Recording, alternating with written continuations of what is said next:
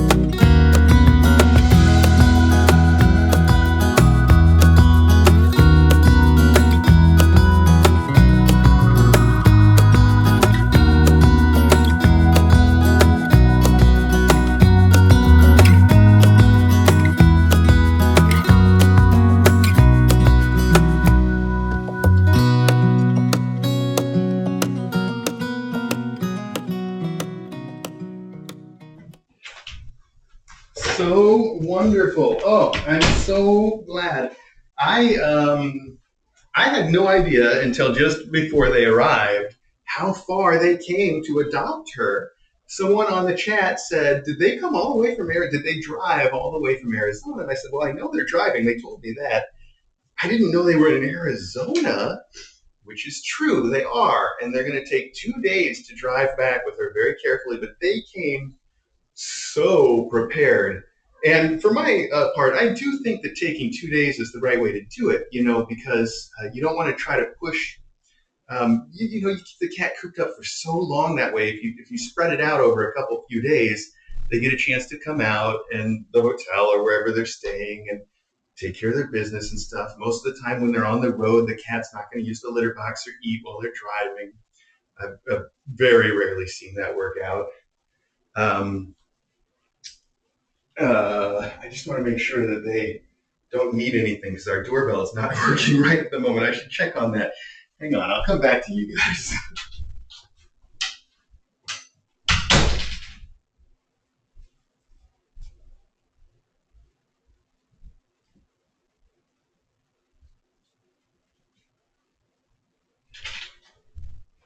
Okay, well, hopefully they'll knock if they do need something. They haven't quite pulled out yet, but they're getting all situated for the long drive. I don't know how much of them you could see on the camera, but they had a lot of experience with driving cats around because they moved from Illinois to Arizona years ago and had to bring their cats with them and were telling me about it. And then every time I asked them, well, can I get you wet wipes? Can I get you towels, a temporary litter box? Can I get you some food? Can I get you gabapentin? Which I did. I gave her a dose of gabapentin right before they arrived. They for everything I asked them, they're like, no, we got that. Even the gabapentin, they're like, nope, we got it. We planned everything. And they did. So they really know what's up. They're going to take great care of her. She's going to have a long trip to her home, but then she gets to settle down and finally be at home, which is a great thing. I know that she's just going to do great, and that they just every detail they were prepared for, and you got to appreciate that. You know that then they put a lot of thought into it. And how special is it? Just the fact that when they said to me, I think it was 2 days ago, where she's like, "We're going to hit the road." I just assumed that they were a lot closer and that they were going to visit some friends or something along the way. But no, I think they drove straight here and are going to drive straight back. And you've got to appreciate somebody that falls in love with a cat and will go to those lengths for them. We hear something I've heard the entire time that we have been fostering and adopting cats out all over is, why don't you just adopt a local cat? Why would you go all that way to adopt a cat? And I always tell people, well, the heart wants what it wants, and then if I feel like I'm not going to offend anybody too much, I will also, just point out the fact that my wife is not the girl next door. You literally cannot. I couldn't have married someone from further away unless there's like aliens or something, then possibly. But it's not. You don't marry the girl next door just because she's next door. You don't adopt the cat next door just because he's next door. You adopt the cat that that you love, that is going to work for you, that you feel confident making that commitment to for such a long time. I haven't read the statistics, but I would bet even money that cat adoptions generally last longer than marriages in this country. I don't know if that's the case, but if you told me that was the case, I wouldn't be the least bit surprised.